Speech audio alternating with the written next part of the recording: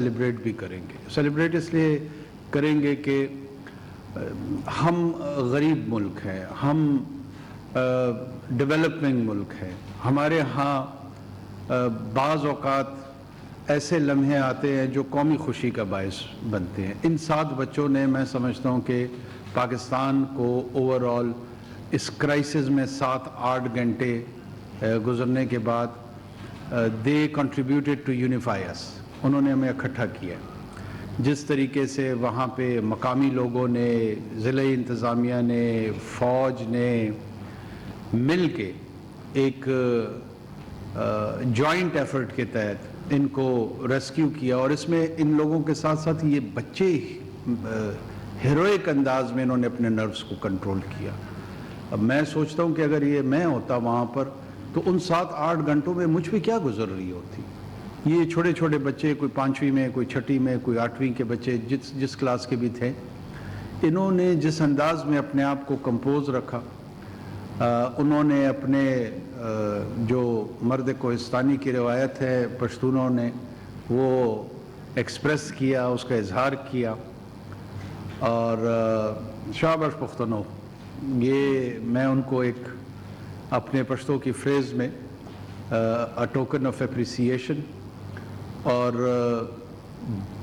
جتنے ادارے کے لوگ تھے مجھے انہوں نے I felt proud, I genuinely felt proud کہ میرے ڈیفنس انسٹیٹیوشن کے لوگ, it's not just external aggression جہاں پہ یہ ہمارے کام آ رہے ہیں, بلکہ جہاں جہاں پہ ڈیزاسٹر میں, انٹرنل ریسکیو چیلنجز میں یہ سامنے آ کر لیڈ رول لے کر ڈیلیور کر رہے ہیں سوسائٹی کو, اس سے ری انفورس ہوا ہمارا فیتھ ان میں. اور ساتھ ساتھ میں جو ہمارے دوسرے ادارے ہیں, چاہے وہ NDMA ہے, پروونشل PDMAs ہیں, ان کو بھی اپنی کیپیسٹی انہانسمنٹ میں غور کرنا ہوگا, فوکس کرنا ہوگا, اور اس کو امپروو کرنے کی بہت بڑی سپیس موجود ہے. لیکن ظاہر ہے اس کا انتظار بہت سارے لوگوں کے ذہنوں میں یہ ہوگا کہ یہ ان کا کام ہے, ان کو کرنا چاہیے. جب تک وہ اس کام کے لیے مکمل طور پہ تیار نہ ہوں, ابینڈن تو نہیں چھوڑا جا سکتا. یہ ریئل ٹائم میں, جب کل یہ 7 بچے تھے, ہم اس بحث میں تو نہیں پڑھ سکتے تھے کہ یہ کس کا اختیار ہے, کس کو ان کو بچانا چاہیے. وابڈا والوں کو جانا چاہیے, صحافیوں کو جانا چاہیے, سیاستدانوں کو جانا چاہیے.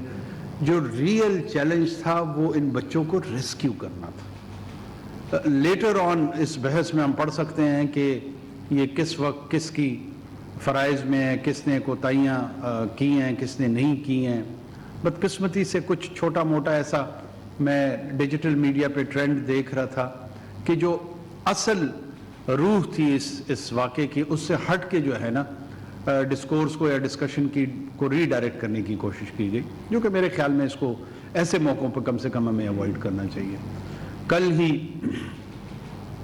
ایک اور المیہ, ہمارے 10 جوان شہید ہوئے وزیرستان میں. یہ جو لوگ یہ سمجھ رہے ہیں کہ ہم وار فٹیگ کا شکار ہوں گے, یہ اپنی غلط فہمی دور کر لیں.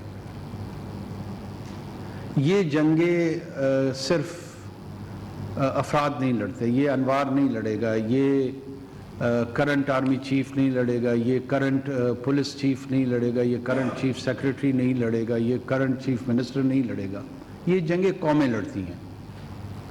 اور پاکستان قطعاً کسی صورت میں بھی ریڈیکلائزیشن کے سامنے, ایکسٹریمزم کے سامنے, انٹالرنس کے سامنے سرنڈر نہیں کرے گا. Surrender is not an option. We will fight, no matter what.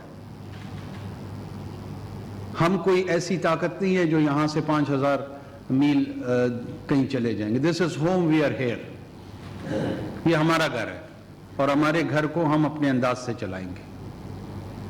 جس کو یہ غلط فہمی ہے کہ اس طرح کی کبھی اور حرکتوں سے وہ یا ہمارے حوصلے پست ہو جائیں گے یا ہم تھکاوٹ کا شکار ہو جائیں گے, وہ اپنی غلط فہمی دور کر لیں.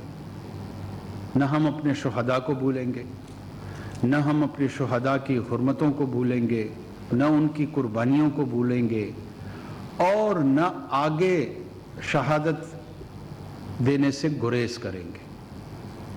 We will pursue them. इनको पाकिस्तानी कौम की रिजॉल्व का शायद अंदाज़ा नहीं है।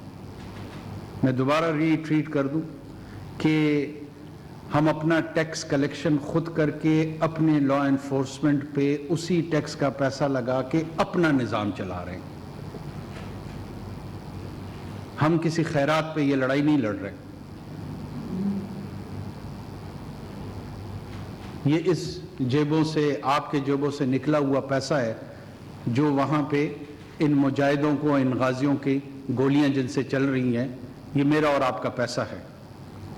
ये हमारे बेटे हैं, ये हमारी औलाद है।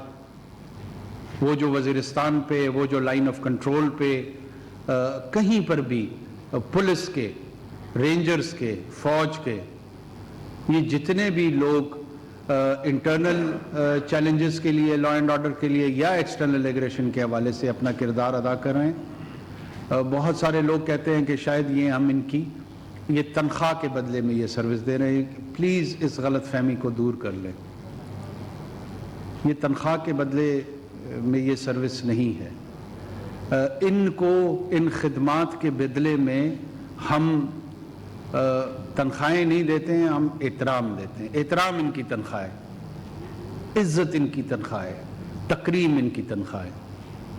वो कम हो सकती है, वो ज़्यादा हो सकती है। तनख्वाह तो सिर्फ और सिर्फ उनकी ज़रूरियात पूरी करने के लिए है।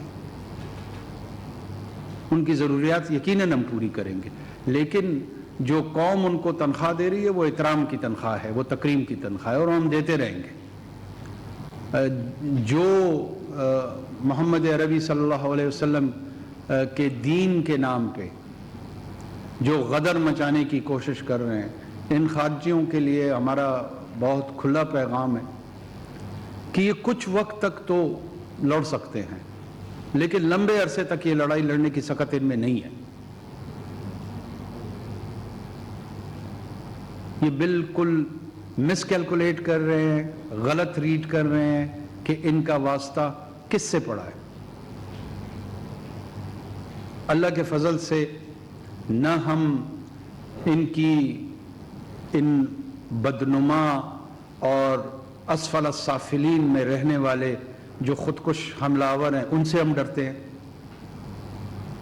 ये जहन्नम के जो कुत्ते हैं, ये क्या समझते हैं कि मेरा वो सिपाही, मेरा वो बेटा जो वज़ीरिस्तान में बैठा हुआ है, जो बलूचिस्तान में बैठा हुआ है, जो मुल्क के किसी भी दूर दराज कोने में बैठा हुआ है, उसे ये नहीं पता कि अल्लाह ने उसके बदले में उसके लिए क्या रखी हुई है।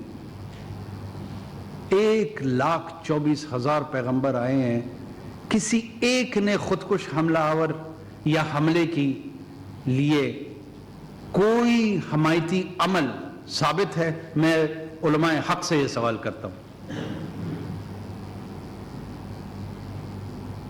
इन गुमराहों के खिलाफ इंशाअल्लाह हम लड़ते रहेंगे। ये गुमराह हैं, ये गुमराह थे। अगर ये रुजू करेंगे, गालिबन अल्लाह की जो मेहरबान ज़ात है, जो करीम और रहीम ज़ात है, वो इनको राह हिदायत पे ले आए। और अगर नहीं होगी तो उसके कवानीन के तहत, पाकिस्तान के कवानीन के तहत और अपने अज़्म हक के तहत हम हक पर हैं। मासूम लोगों की जानें लेना जो है किसी तौर उसको जायज़ करार नहीं दिया जा सकता। और जो इस तरह की मज़मूम हरकतों में वो अगर उनको कोई खुशफहमी है कि किसी ताकत के यहाँ चले जाने से उनको